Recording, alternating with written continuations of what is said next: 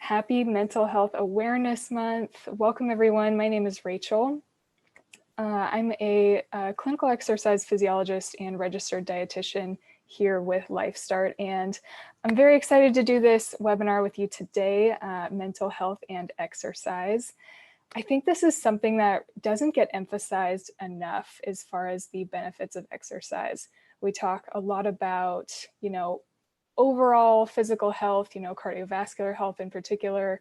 We talk about the aesthetics of exercise, but there are such huge benefits on mental health that we get from exercise. So that is the theme of our presentation today, and let's jump in.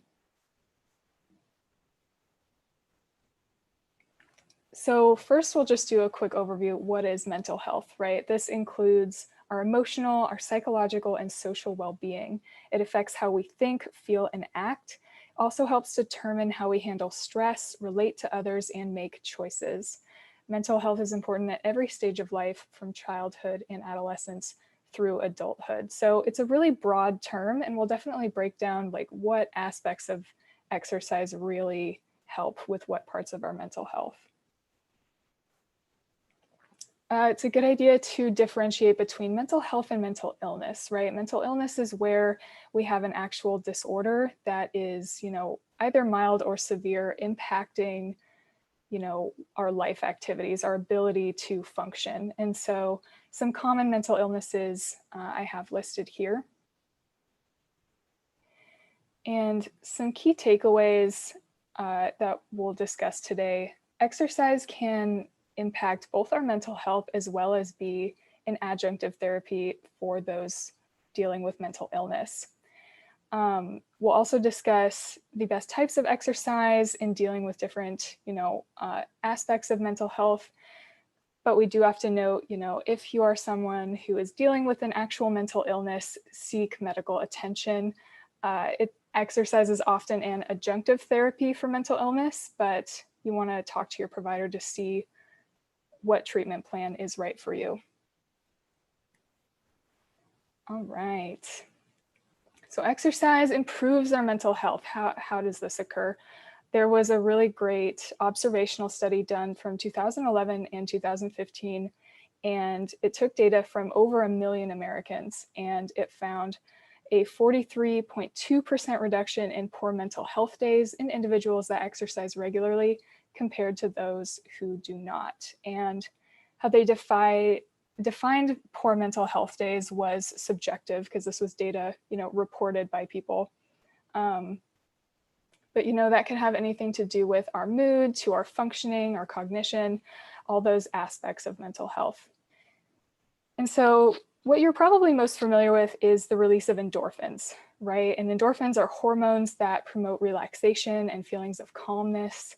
They help us feel more pleasure. They can even relieve pain and reduce cortisol, which is that stress hormone in our body, right? So that runner's high, that, feeling of euphoria after you exercise, that is due to our endorphins usually.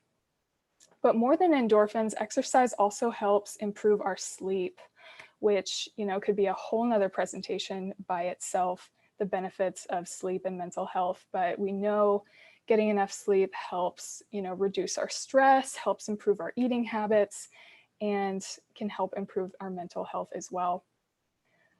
Exercise can help us connect with others. We're humans, we're social beings. So things like team sports, group exercise classes, run clubs, this all helps not only with that endorphin boost, our sleep, but helping us connect and build communities. Cognition. Exercise is huge with learning, memory, attention, and decision-making in particular. And we'll talk a little more about that in our later slides as well. So this is kind of our overview, because I think we talk a lot about endorphins, but it really is more than that, right? So looking at sleep, exercise not only improves our duration, but also our quality of sleep. We have better REM and deep sleep when we exercise regularly. There is a dose-response relationship, right? So higher levels of physical activity, higher intensities do lead to better improvements in our sleep, and there is a limit there which we'll talk about later. But in general, the more exercise you do, the better improvements you have. And so I do get a question a lot, is morning or evening exercise better? And I think it comes down to the person. There's benefits of both. Some studies have found that people who exercise in the morning have improved time required to fall asleep at night, right? So they fall asleep quicker. And then individuals who exercise in the afternoon or early evening have reduced wake time. So they're able to get out of bed quicker and feel more energized faster in the morning. So I think that comes down to, you know, what does your schedule look like? What works best for you? Adolescents and adults of all ages benefit from increasing their exercise. Their sleep will benefit. A variety of different exercises improve sleep, and we'll talk more about that later. Particularly, yoga and Tai Chi had really great benefits on sleep, as well as strength training and cardiovascular exercise.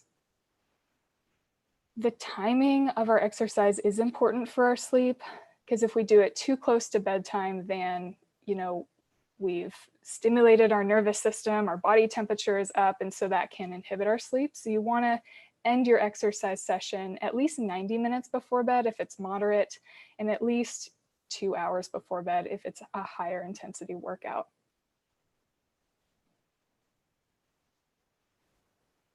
So exercise and mental illness. Like I said, this is an adjunctive therapy, so it's often used in exercises used in combination with other therapies for those dealing with mental illness. But it has been shown to improve symptoms across a broad range of mental disorders, including those really common ones, depression and anxiety disorders. And of course, for the reasons we discussed before, you know, improved sleep, endorphins. Exercise also promotes changes in the brain. We have increased cell turnover and neural growth. It can help reduce inflammation, relieve our tension and stress, and even boost our energy.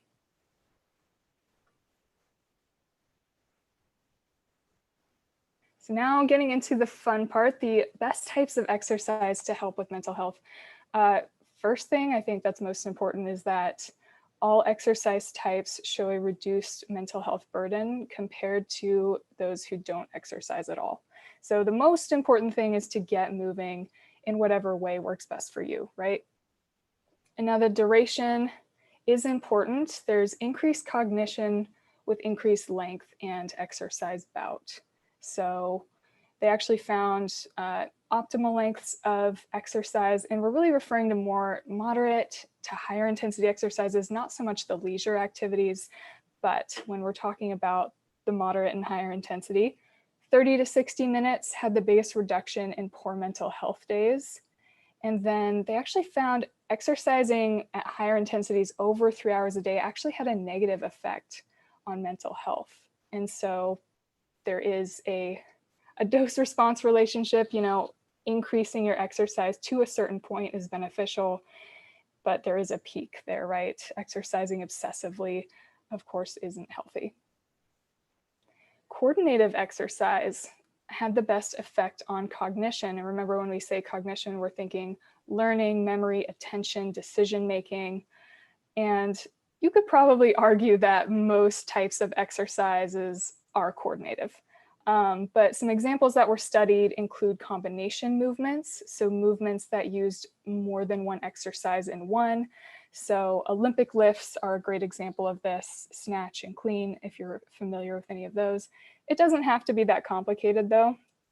This can also include like renegade row, if you've ever done a plank and used dumbbells to row, or squat and press, anything that's combining 2 or more movements. Bilateral movements, and so these would be anything using opposing limbs. So a great example is a bird dog, where you're lifting your left leg and your right arm at the same time, right? Kind of improving that coordination, that cognition effect.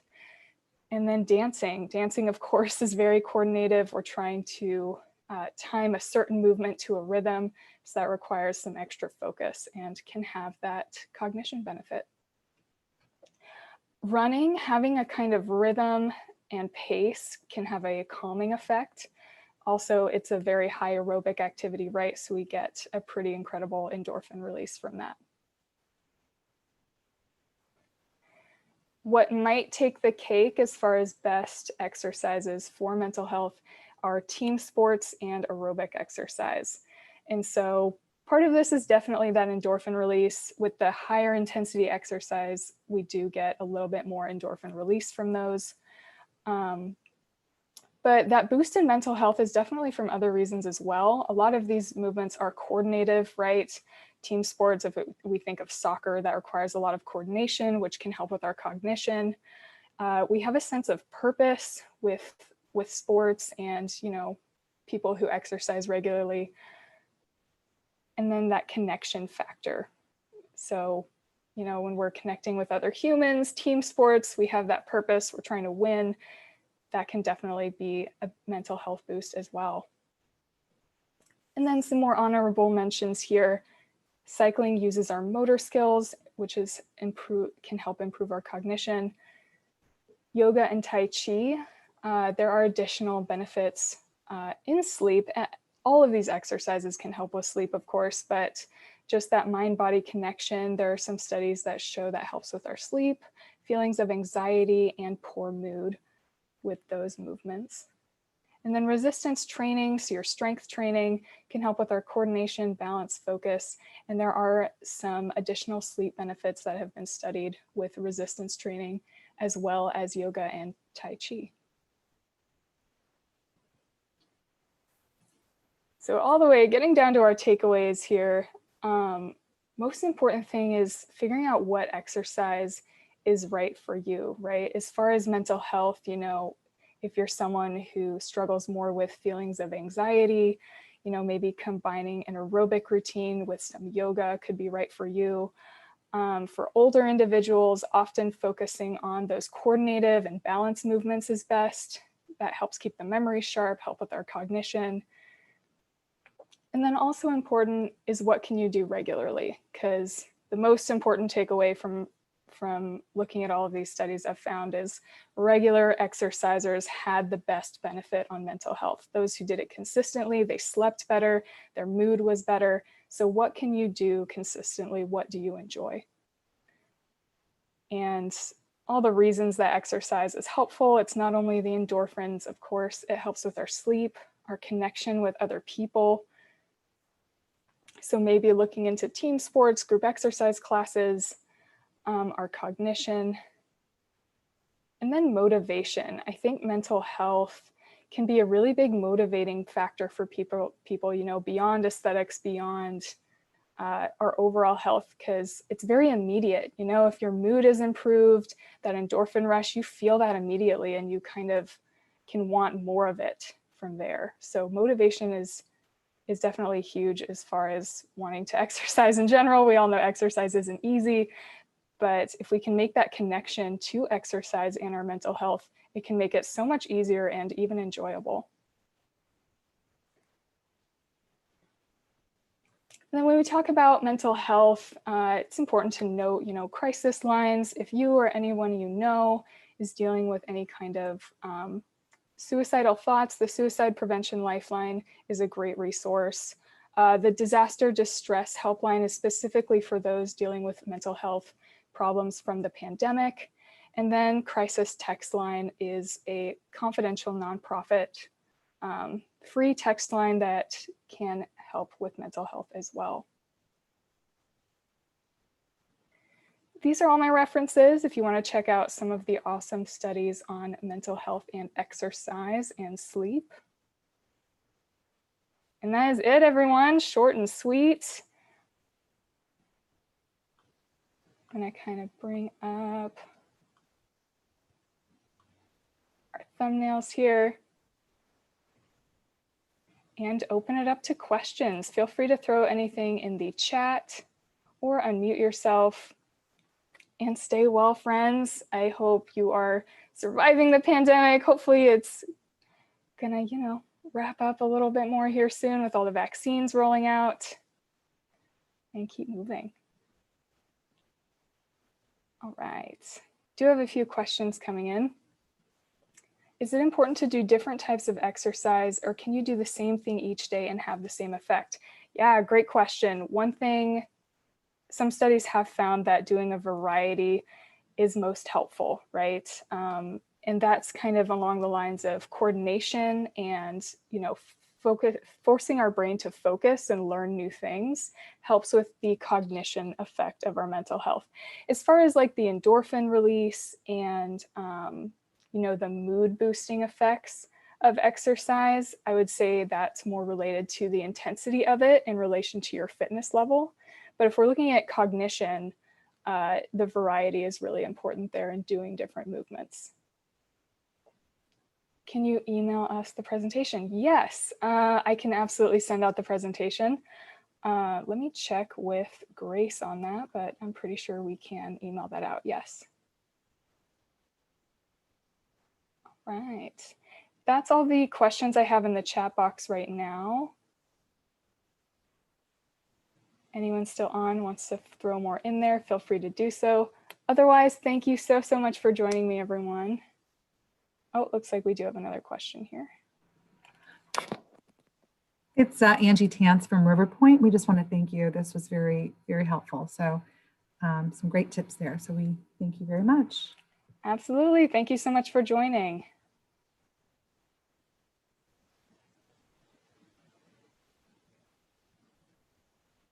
Thanks so much, everyone. Stay well, stay healthy, stay connected, keep moving.